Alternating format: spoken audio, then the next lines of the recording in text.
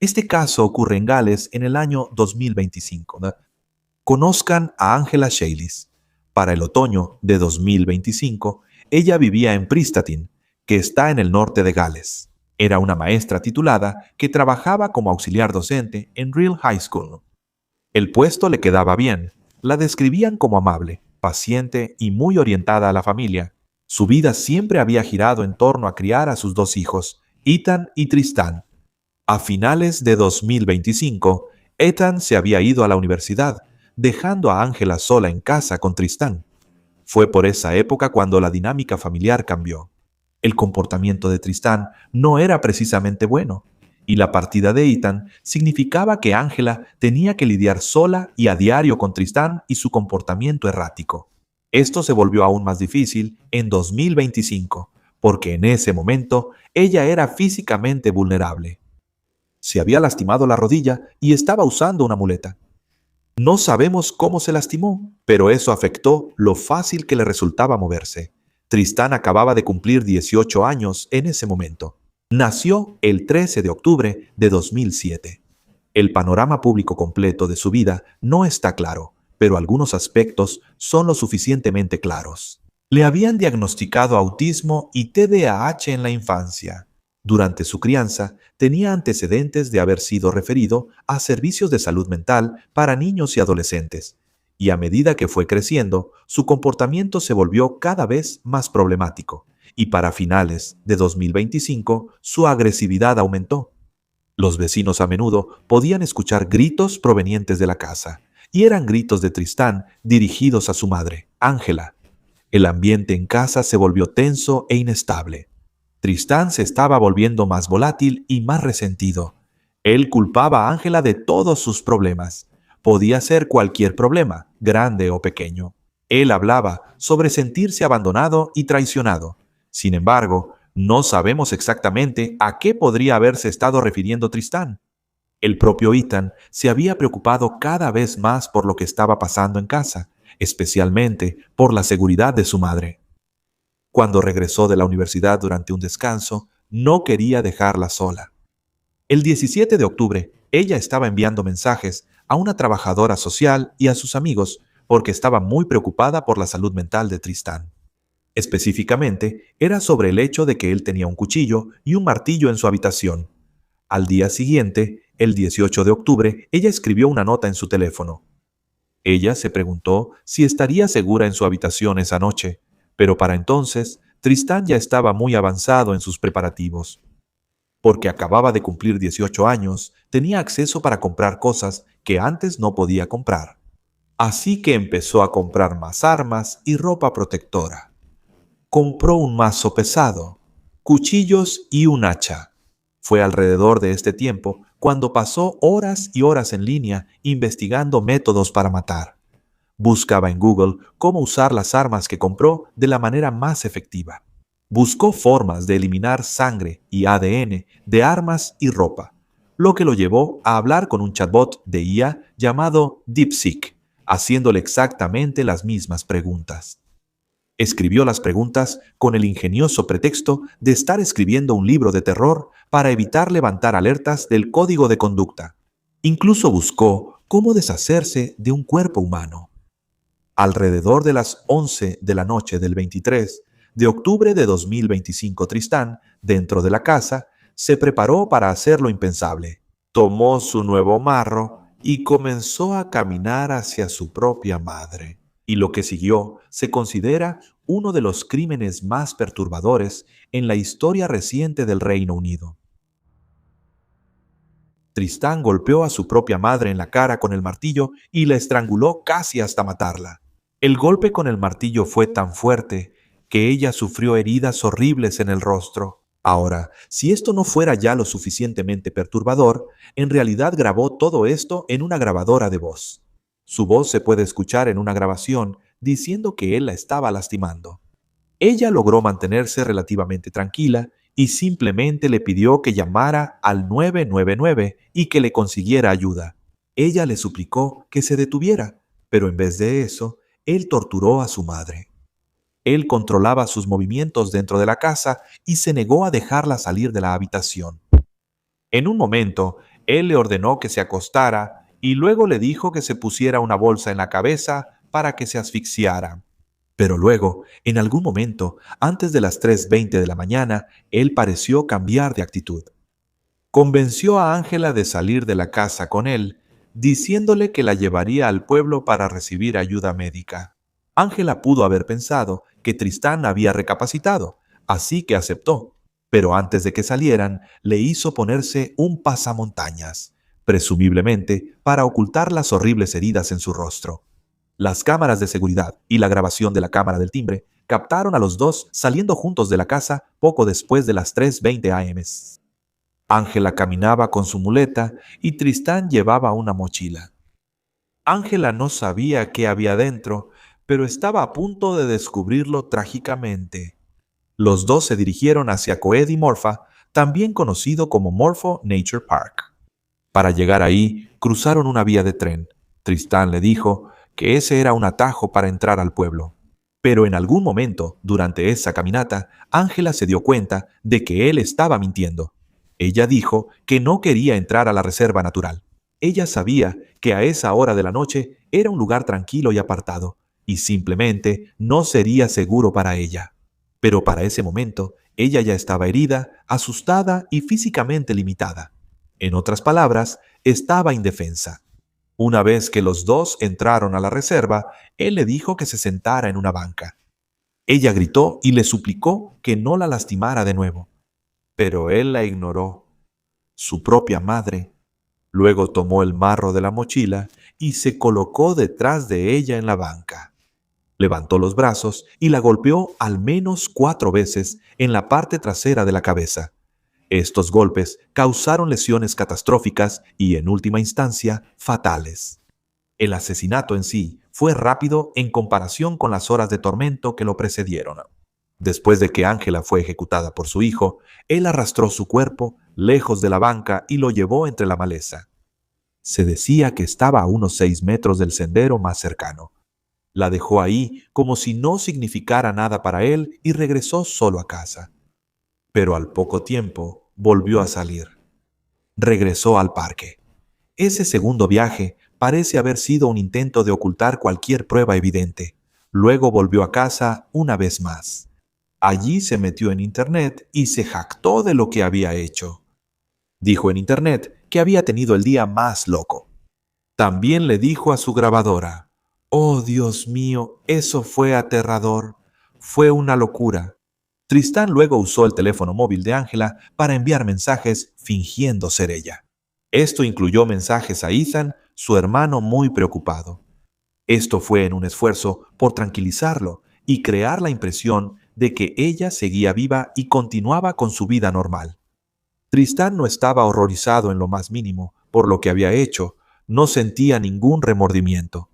De hecho, parecía estar bastante satisfecho consigo mismo. Todavía intentaba controlar la situación. Para cuando amaneció, el 24 de octubre, Ángela había sido golpeada, torturada y obligada a caminar por las calles, y luego fue abandonada entre la maleza por su propio hijo. El cuerpo de Ángela fue encontrado más tarde esa mañana entre los arbustos. La primera llamada a la policía llegó poco antes de las 8:40 am de ese viernes. Los oficiales acordonaron la escena y pidieron a la gente que se mantuviera alejada mientras se llevaban a cabo las primeras etapas de la investigación. En ese momento, Ángela aún no había sido identificada formalmente y no había ningún reporte reciente de personas desaparecidas. La escena en sí contenía varios objetos reveladores. Había una muleta cerca de su cuerpo y un rastro de sangre de 100 metros a lo largo del camino. Se recuperaron unos guantes que estaban muy manchados de sangre junto con el pasamontañas. Mientras los oficiales trabajaban para asegurar la escena del crimen, los miembros de la familia ya comenzaban a ponerse ansiosos porque ya no podían comunicarse con Ángela. Tristán había dejado de hacerse pasar por su madre. La familia de Ángela entonces pensó que lo mejor sería contactar a la policía. Mientras hablaban con la policía, mencionaron que Ángela usaba una muleta. Este fue el momento en que los investigadores supieron quién probablemente era la víctima, así que la policía pronto fue a la casa de Ángela. Cuando llegaron, Tristán los dejó entrar. Él estaba sorprendentemente tranquilo. En solo unos minutos, un oficial se topó con lo que parecía ser un kit para cometer el asesinato, y con esto, Tristán fue arrestado.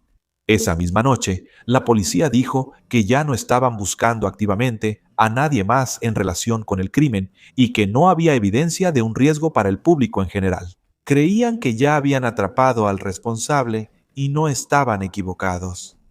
Una gran parte de esto provino de la evidencia disponible casi de inmediato. La grabación de la grabadora fue fundamental. Capturó la violencia horrible dentro de la casa. Los oficiales escucharon las súplicas aterradoras de ayuda de Ángela, algo que debió ser horrible de escuchar. Este fue el primer momento en que supieron que el ataque había estado ocurriendo durante horas antes de que ambos saliera de casa. Eso por sí solo habría hecho de esto una prueba extraordinaria. Sin embargo, no era la única.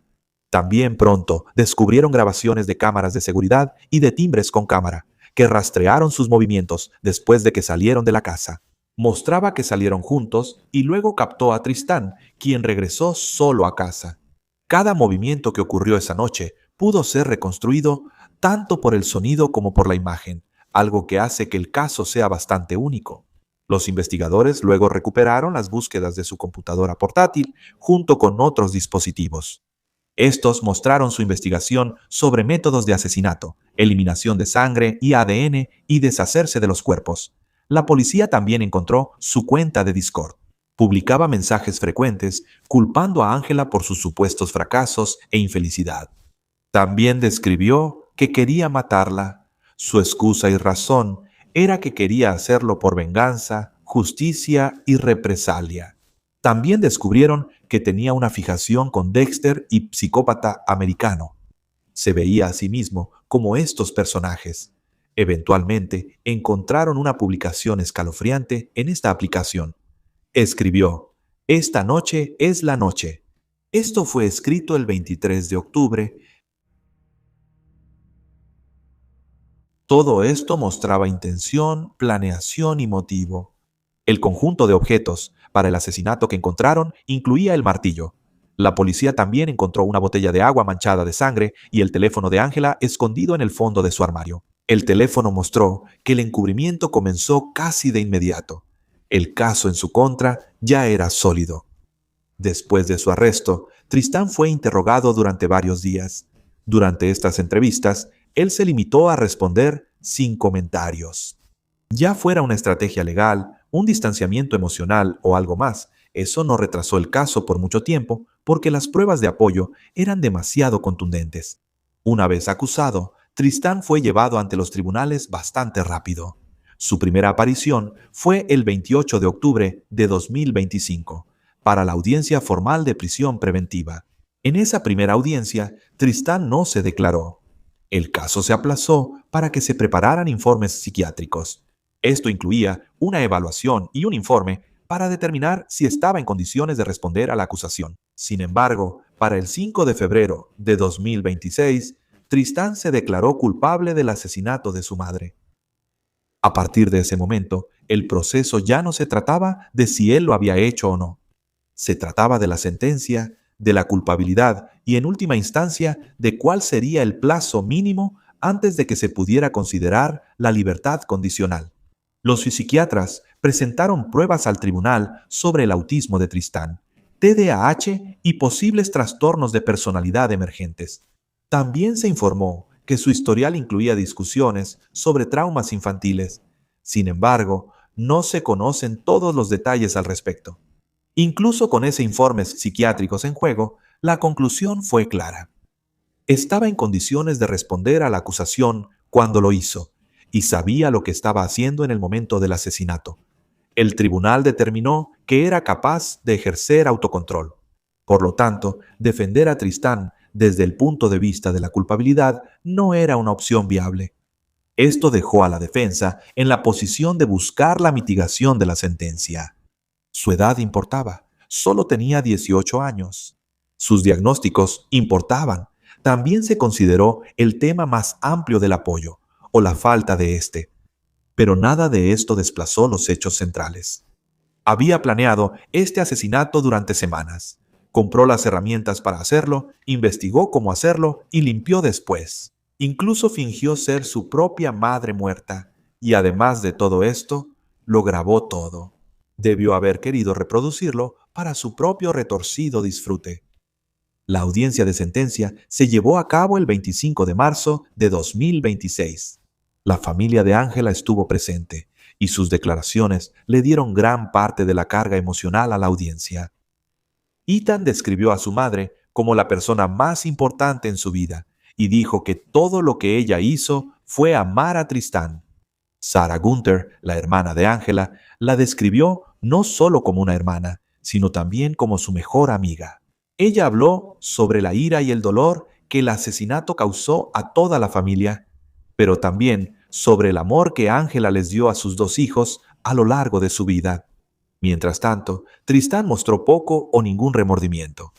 Su comportamiento durante la audiencia de sentencia fue descrito como reservado, con poca emoción visible.